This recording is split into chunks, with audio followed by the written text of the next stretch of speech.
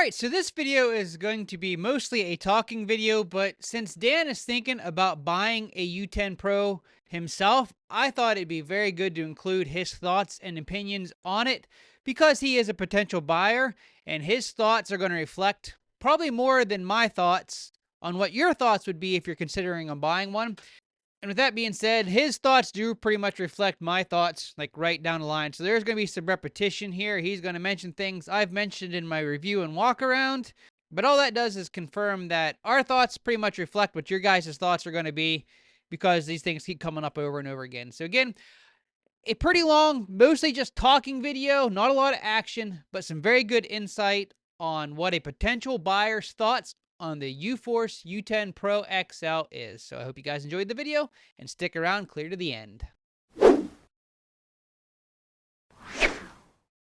This video is brought to you by Mountain Extreme of Rockton, PA. Whether you're in the market for a Can-Am, CF Moto ATV or side-by-side, Can-Am or KO youth ATVs or dirt bikes, Spider and Riker on-road motorcycles, as well as CF Moto on-road motorcycles, bad boy mowers, or even your full line of Arctic Cat and Ski-Doo sleds when that white stuff flies. A full line of riding gear and apparel as well to suit your needs. And let's not forget parts and accessories for your machine. When you're ready for the peak of performance in the power sports game, then look no farther than Mountain Extreme of Rockton, PA.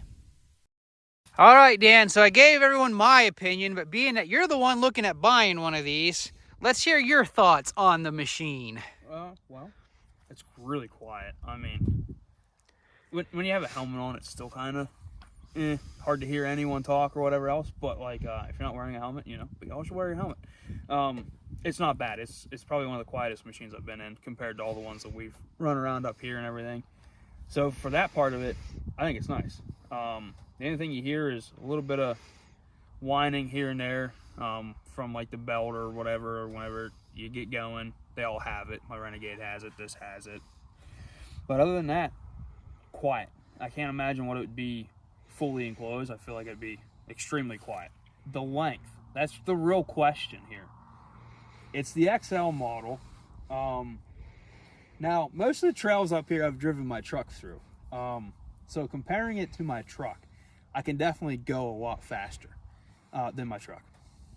There's dents in the side of my truck because of that. Now, like the R-Max and stuff, ripping that through the woods, you can definitely rip it through the woods up here a little bit nicer. The shorter wheelbase is better. This isn't any wider or any skinnier. They're the same. But the R-Max, I do believe, handles a little bit better, but it's a sport utility. This isn't that far off from the R-Max, in my opinion. So if it was a shorter wheelbase, it would be, I think, almost comparable. The ride quality, I'm going to compare it to your R-Max without the Walker Evans beforehand. We did the country whoops, where did that come from, and then just a standard trail riding. This is an XL. I didn't hurt my back. I mean, it wasn't like the Mighty Mouse or any of that stuff when we went to like Hatfield McCoy. I mean, I can still walk. Are you showing hate to Mighty Mouse, Dan? No, this is before. That was before long travel. That was stock. Stock suspension. But, it's comfortable. It's for this machine being, I think, like 17 grand or something like that. It's really, really comfortable. I don't even think the XP Ranger 1000, just a basic premium, I think it's more than this thing. I think they're like 19 or something like that. So if you get just the non-XP model, which is comparable to this, they ride like a brick. So if you're getting anything like comparable price point wise, they ride like a brick. This thing just rides like a Cadillac. I mean, we did the country whoops at 35 mile an hour coming up them, and it just, your foot rattles on the floor because, I mean, I'll be honest, you can't really put your foot high enough here to get a good push on it. So it is a little bit close and back. If it was a little bit further forward and you can plant your foot down like in it like a sport machine, I think you can have a little bit better body control over that. But the seats, they're comfortable. I mean, they're soft. They're too slick though. I mean, I got blue jeans on today, and the other day we went riding, I had my gear on. With the snow gear, you're really slippery. I mentioned that several times in the overview video. With the blue jeans, it's not near as bad. This is what most people are going to be riding in the summertime or whatever they're doing. Oh, come on. They're going to be in shorts and Crocs. No, that's the heated model. This model, maybe not. Muck boots. But it's comfortable. I mean, it's there. On this model, since this is the one we rode, I don't like these. I hate these because every time you try to get in, you have to get up and then kind of wiggle in to it. And then when you get out, you got to kind of lean forward and then get out. It feels like you're going to either hit your back or your face. If you guys watched my overview video, when I just went over and did the walk around, when I went to talk about that and I got in, I slammed my back off of that hard. I don't know if you watched that yet or not, but I was like, getting in and out a little bit. As you can see, I wasn't watching. I just smacked my back off. These are here for protection. They're safety. They're required, they honestly. Stick out really far. Yeah. They could shorten these an inch and it'd almost be perfect. Yeah. You still have the shoulder protection. You still have everything. But as of quality, it's quiet. It rides really nice for having no name brand shocks on it. I mean, it doesn't got Fox or Walker Evans like most of the other machines. It's their own shocks. So if you wanted to splurge for as cheap as this is and put a nice set of shocks on it, it's probably going to outride most of every utility machine. Unless you do the long travel and you're them kind of guys, you can't compare that. But it pushes a little bit when you're in four-wheel drive and you're turning for as long as it is. You don't notice that in other machines as bad. It could be the tires. It might not be the machine itself. It just might be the tires. They might have a lot of air in them. I never checked them, so I don't know what they're didn't at. either. But I mean, if those are 15 pounds, I think a lot of people run anywhere from 10 to 15 depending on what machine they have. So I bet you if those are 15, you lower them down to 12, I think they'd be a lot better. But ride quality, great. It's quiet. I think you get great features for the price point. The power, that's probably going to be the biggest question that a lot of people want to know. It gets up to 40 really quick. Anything after that, it takes a little bit, but we did hit 55 on our drag, well, somewhat of our drag strip here. Or high speed. Yeah, high speed course. Which is an old country field and is rough, so that again speaks to how well this thing rides. Yeah, so when you get up to about 55, it gets a little squirrely. Again, I think it's just the tires. I don't think it's the machine itself. And when I squirrely, it doesn't start like going all over the place. It stays planted. It's just when you try to turn, it almost seems like it doesn't want to turn quite. Power steering is really light in this too, which it might play. It is so light. That's the other thing. I really do like the power steering in this, but there's almost no feedback whatsoever. So like if you're up against something, you can't feel it. It doesn't fight you. It stays pretty on point. They need to stiffen it up maybe 5%. No feedback. People's going to be breaking tie rods and stuff because they can't feel where they're at. Yeah, not only that, but like if you start sliding like that and you have the wheel turn, you can't feel the wheels fighting themselves. Like we got into situations like down in the bottom corner of the field here, you turn it, you go 10 feet, and then it finally starts going. You can't feel it in the steering wheel, which is kind of a problem in my opinion. If you can't feel where you're going, and you can't feel through this, like you can on the handlebars on your four-wheeler or whatever, you're probably going to have problems. But going back to it's a utility machine, so their main concern isn't ripping through the woods 30 mile an hour. It's putting stuff in the back of it and hauling it. Using it for work all day where your arms have been lifting stuff, you're tired, you don't have to put a lot of effort in the steering when you're heading home for the day. Yeah. I'm curious to know if we can figure out how to do some sort of a workload on it or whatever, how it'll handle like the load and stuff. I can tell you going really fast and then just jacking the brakes really hard, not ideal. So having a load on and going down a hill, I'm curious to know what that's going to be like, because just stopping on the field here and it comes to a stop, you can feel the brakes a little gritty. I don't know if you noticed that or not, but so there's that. It will lock all four up though pretty easy. You did that a couple times. You just got to step on it. When you step on it, it'll lock them all up. On this stuff, it'll just skid. But my main thought is ripping it through the woods. It has enough power to do what we need to around here. If you're crawling down south, I think it has the power to do what you need it to. If you're going to Hatfield McCoy, you're going anywhere like that, I think it's going to handle it just fine the way it is. Our companies offer clutch kits and tunes and stuff for it, and I think this 3-cylinder could have a little bit more pep to it. It is basically the same motor that's in the Z10 coming out here with the turbo. Yeah.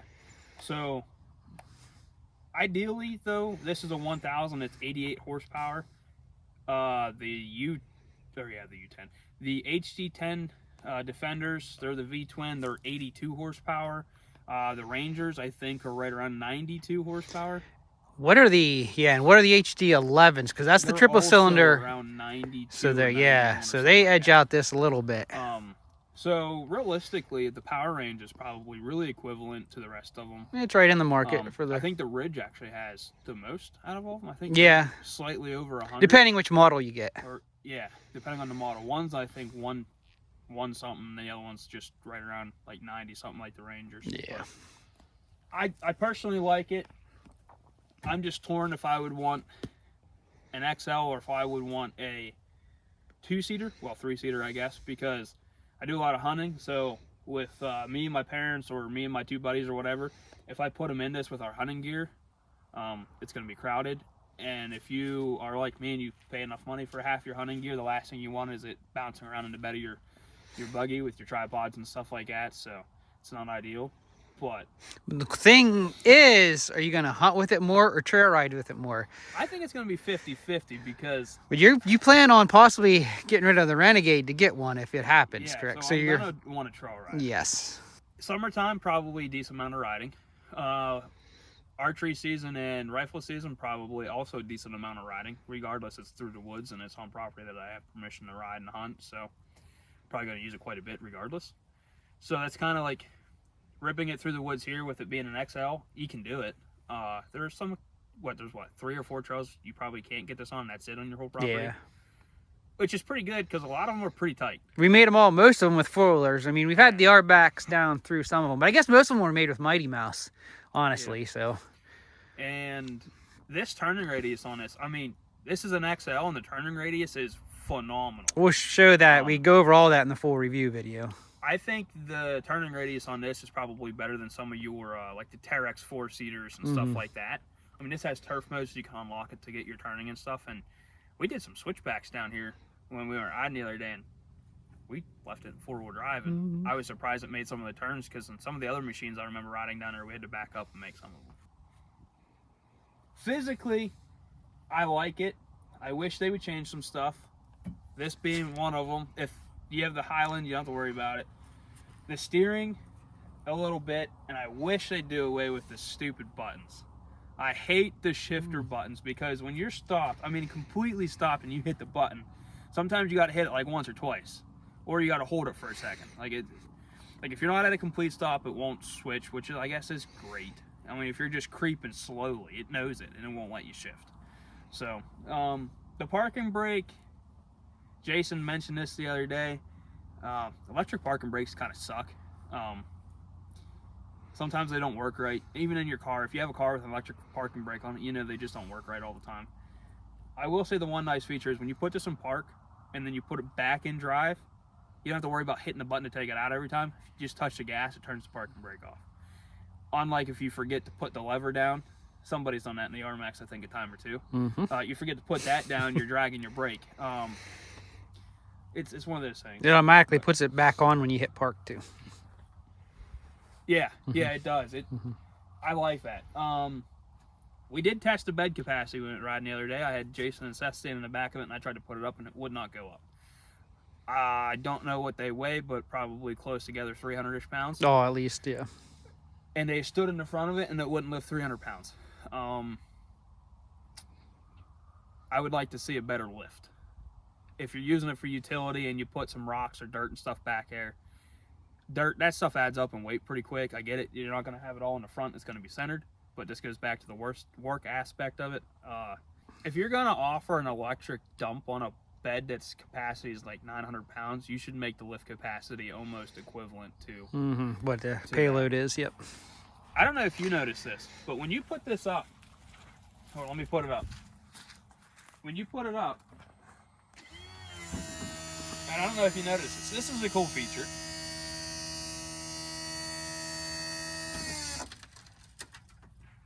I don't know if you caught this, but I was looking at one at work the other day. So it has a latch in it. It's a hydraulic latch. So when it comes down the whole way, it actually locks the bed in with a hydraulic. I saw that, but it didn't register. So yeah. That's nice. I kind of like that. So you're not just relying on your ram to keep it down. It actually has a bed lock. So if you do get a bunch of weight back here, it's not going to open. It has to break that hydraulic lock first, which I thought was great. One, it's in the center of the bed. Unlike all your other utilities, if you tweak the frame a little bit or whatever, it's in the center. It doesn't have, yep, side. usually they're on the side when you have a lever, and then if those get bent, it can be an awful chore to get it to latch. I really like that. I noticed that the other day when we were putting the accessories on that one. So I guess my initial impression is I really like it. I mean, for this bottle being, what is it, 17.9 or something like that, around that, I don't think you could beat it. I mean, you get, I know I just complained about it, but you get the electric but if you put me, I'm 230 pounds in the front, and you put 230 pounds in the back, you're kind of leveling out your payload. The weight's equal. I keep going back to this thing, though. For me, for hunting or just trail riding, all the machines we've ever rode are super loud. I mean, you got to fight to hear. I could hear him yelling at me when we were recording stuff 100 yards away, like, hey, turn here. Okay. I know, okay. And I had my helmet on, so you can hear over this thing. It's quiet. And the heat all comes out the back. There's nothing in the front of it except for just your standard engine heat. All the other machines, the exhaust goes out the front and around and then back, and then all that heat comes back in your cab. This doesn't have that. I get it's cold out when we've been riding, but I didn't hear Seth say once that it was warmer back here than it was back there or up front. So I like that. But initial impressions are we're liking it. I'm just torn between the 2-seat and the 4-seat. Would really like to get my hands on a 2-seat model and see how they stack up for quality in the woods and stuff. Because everybody knows the 2 seats don't ride near as nice as a 4-seater. Stretch wheelbase helps. Yeah, stretch wheelbase helps a lot in how things ride. One thing is, I guess, I did hear some other people say on reviews and some other things about maybe being top heavy. I didn't notice that. We were whipping around doing some pretty good slides and stuff, and it felt pretty planted. Yeah, I didn't notice that. I don't know. I mean, your R-Max has more body roll than that. It does. Which is great. And this has sway bar links, and with the ride quality with the sway bar links on, I can only imagine it would blow your mind without them. So, initial impressions, I'd buy one probably over any of the other machines. Just riding them around the parking lots and stuff at work, I think they stack up for the price range. I mean, the U10 Highland Pro XL is $27.5 retail, and the other one's $24.5 retail for the 2-seat.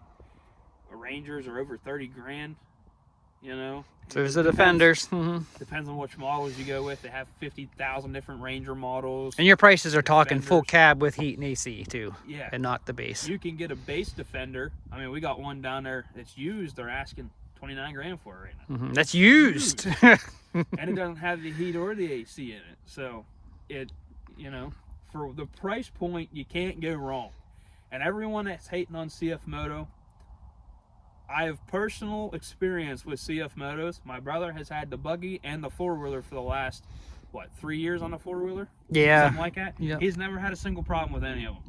I get it, people are complaining all the time, but usually the people complaining because they always have problems with stuff or because they beat their stuff and don't maintain it. If they had a Polaris, a Yamaha, or even a Honda, it'd be the same thing. Ground clearance. I don't know if you went over that, but this is a 6-seater. I don't think I bottomed it out once. Like, even remotely close. I don't think it came close to that. My truck through some of these trails, and it's a truck, but what I can compare it to, it bottomed out through some of the trails. Like, it's just the front of it's so low to the ground and stuff like that. This thing just goes right over it. Not a single time have I bottomed it out. Your Wildcat that you used to have would bottom it out all the time. Mighty Mouse, I don't think with this factory stuff on it would bottom out. It's at pretty high, but the R-Max I don't think it's bottomed out either. But those all those machines have more ground clearance than most of your like Polarises and Defenders do. So I think you're doing pretty all right. Put a set of 32s on it if you want. Get more ground clearance on this XL model, and I think you can go double the places without having to worry about bottoming out. I'm sold. It's just now I gotta tell myself which one I want. Do I want the 2-seat or do I want a 6-seat? So it is what it is. I think Jason's pretty much convincing me that a 2-seat is the better option because they got storage boxes and gun racks I can put in the back. But and the other thing is, with a longer wheelbase, you do have to worry about. Sometimes I did it a couple times where I forgot that it was long because it was so much fun to drive that I started cutting it through. I was like, can't do that. Gotta slow it down a little bit. But you can almost overturn with this thing because it's just so much fun. You don't even realize it's a boat. It's actually not even a boat. You should take that back. It's not bad. It's what, like a foot longer than your arm, Max? Yeah. Maybe we should measure that. Well, looking when they were parked side by side there, it does look a good bit longer. But I just wanted to cover everything because, I mean, there's so many details with this. I mean, you get the mirrors, you get the dump bed with the electric dump bed, you get the winch, you get heat, you get AC, you get the power steering, you get Apple CarPlay, you got decent headlights. I mean, we turned them on the other day and they were bright. In the middle of the day, you can see them. I do wish that the reverse lights were bigger and the tail lights were bigger because that's a big lens for a whole lot of nothing. But I don't know. It'd be cool if somebody sent us one and we didn't have to pay for it at all. That's kind of what this CF Moto, we need a long-term test unit here for a year. Oh, I'm going to compare one more thing because it's one of the biggest complaints and the biggest problems with a Polaris Ranger. This has a one-piece roof. A one-piece roof. Rangers have a 2-piece, Expeditions have a 3-piece, and they all leak. So when you pay money for a quality machine and your whole entire roof liner leaks and starts molding because they leak, you don't have to worry about that with this one. It's one piece. I just wanted to point that out because that's phenomenal. For more content, for exclusive content, don't forget to subscribe and like and be a member. Subscribe to be a member to Appalachian Mountain Riders. That way you can get firsthand before anyone else gets to see it. You get other perks, other fun facts that nobody else will get. They're just strictly for you guys. Don't forget to do that. And again, don't forget to subscribe. And I will also throw a plug out to Mountain Extreme. Thank you for letting us borrow this. It has been a blast. So for any of your ATVs, side-by-sides, snowmobiles, street bikes or whatever else, get a hold of Mountain Extreme Power Sports in Rockton. They'll get you hooked up. They got some bad machines up there and they're willing to work with you. So again, thanks to them for giving us a machine to actually let us ride. I know a lot of people, they'll give people machines and they don't let them do what we do with them. So I do appreciate them for that. So again, don't forget to subscribe, like the channel, and sub to be a member so you can get that exclusive content of me doing dumb stuff, mostly because I'm good at it. So don't forget to do all that. And until next time, keep on riding. And thanks for watching. Oh, and thanks for watching.